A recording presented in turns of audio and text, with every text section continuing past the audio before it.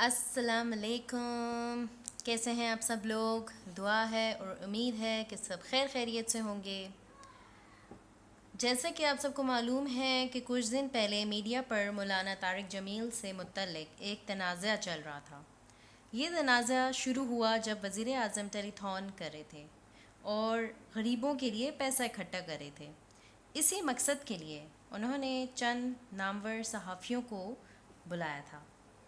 اس ٹیلی تھون کے آخر میں مولانا طارق جمیل صاحب کی دعا کے ساتھ اہتمام کیا گیا. جیسے آپ سب مولانا طارق جمیل کو جانتے ہیں، بہت فالوئنگ ہے ان کی، اور وہ بہت لمبے عرصے سے مختلف ٹی وی چینلز، نجی ٹی وی چینلز پر رمضان اور اس کے علاوہ بھی دعا کرا چکے ہیں. اور نہ صرف یہ بلکہ مولانا طارق جمیل کی سوشل میڈیا ٹیم بھی بہت اچھے طریقے سے سوشل میڈیا خطابات دکھاتی رہتی ہے اور وہ لوگوں میں بہت مقبول ہیں. لوگ بہت فائدہ اٹھاتے ہیں، لوگوں کی زندگیاں بدل گئی ہیں. اب دیکھتے ہیں اس دن ہوا کیا. مولانا طارق جمیل صاحب نے اپنے خطاب میں کچھ باتیں کی جس پہ میڈیا کے اور کچھ اس کے علاوہ بھی بہت سے لوگ سیخ پا ہوئے. میں آپ کو یہ بھی یاد کرانا چاہتی ہوں کہ اس سے پہلے بھی جب ایک پروگرام میں جناب وزیر اعظم صاحب نے مدعو کیا تھا مولانا صاحب کو، اور خطاب میں مولانا صاحب نے وزیر اعظم کی تعریف کی، تو پولیٹیکل پارٹی سمیت دیسی لبرلز کو یہ بات بہت بری لگی تھی اور ان سب نے بہت تنقید کی مولانا صاحب پر. خیر، یہ تو ہوا سباق سباق بیک گراؤنڈ. چلیں دیکھتے ہیں اس دن مولانا صاحب نے کیا کہا تھا. پہلا تو یہ کہا تھا میڈیا جھوٹا ہے.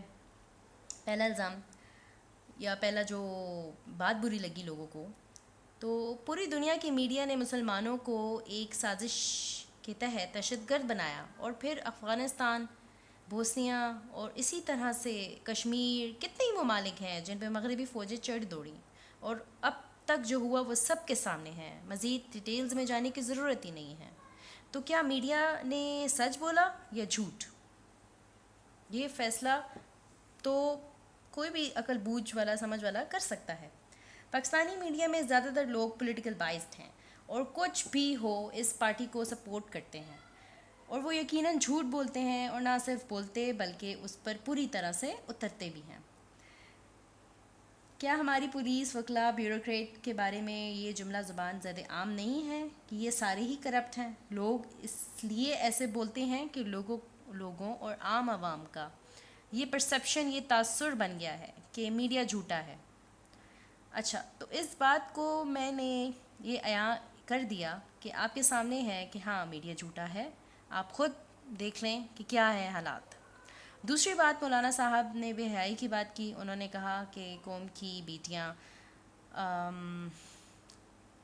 کی بیٹیوں کو نچایا جا رہا ہے، کپڑے ایسے مختصر کر دیے ہیں، تو کیا اللہ کا عذاب نہیں آئے گا؟ کیا یہ بات جھوٹ ہے؟ تو یہ بھی ایک فکر لمحہ ہے کہ آپ بندہ اب خود سوچ لے کہ کیا اس میں کون سی ایسی بات ہے جو بری لگنے والی ہے، یا جھوٹ ہے وہ، یا وہ غلط ہے. کیا بطور عالم دین انہیں نہیں کہنا چاہیے تھا کہ بے حیائی پھیلی ہوئی ہے؟ کیا یہ میڈیا اور اس کے بے حیائی کو پھلنے پھولنے کا سامان نہیں ہے؟ مولانا صاحب نے کہا کہ وزیر اعظم کا کوجرا چمن ملا. جب ملک ملا تو ایک ٹوٹا پھوٹا بنجر حالات میں ملا، کچھ بھی نہیں تھا اس میں. اس پر میڈیا کے چند انٹلیکچوئلز نے کہا کہ چمن تو ٹھیک ملا تھا، اب اجڑا ہے. لیکن ابھی میڈیا نمائندوں کے پروگرام جو پچھلی حکومتوں میں کیے گئے وہ بہت بہتر انداز سے بناتے ہیں کہ چمن کیسے اور کس نے اجاڑا. اور میں نے یہ بھی دیکھا کہ کچھ مولانا حضرات نے یہاں مولانا طارق جمیل صاحب سے سکور سیٹل کیا. شاید ان کی مقبولیت سے خائف ہیں. کچھ نے یہ کہا کہ مولانا صاحب نے کشمیر کی بات کیوں نہیں کی. مجھے حیرانگی ہے اس لمحے جب وہاں زوروں پر ہے ظلم، زیادتیاں، تو کیا ہمیں مل کر بیٹھنے کی ضرورت نہیں؟ کچھ میڈیا انالسٹ نے یہ بھی کہا کہ مولانا صاحب اسی طرح کی باتیں جنرل مشرف اور نواز شریف صاحب کے لیے بھی کرتے تھے. تو کیا میں یہ سوال پوچھنے پہ حق میں جانب نہیں ہوں کہ آپ نے اس وقت یہ سوالات کیوں نہیں اٹھائے؟ تو مجھے تو 3 وجوہات نظر آتی ہیں. یا تو یہ میڈیا انالسٹ ان سے بہت خوش تھے پچھلی حکومتوں سے، یا ان سے کوئی غرض یا فائدہ تھا، یا پھر اور کیا ریزن ہو سکتی ہے. اب ان میں کیا تھا یہ تو یہ میڈیا انالسٹ ہی بتا سکتے ہیں. کیا یہ منافقت نہیں؟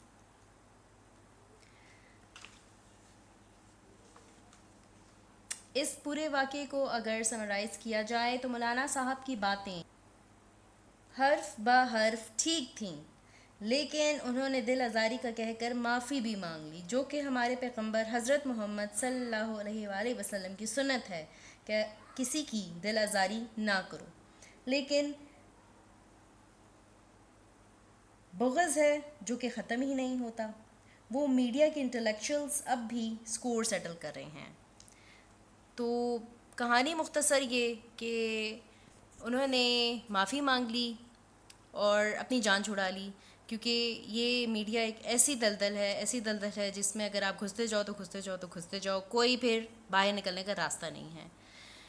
اللہ ہم سب کو اپنی امان و پناہ میں رکھے، اس ملک کا بہترین حال کرے.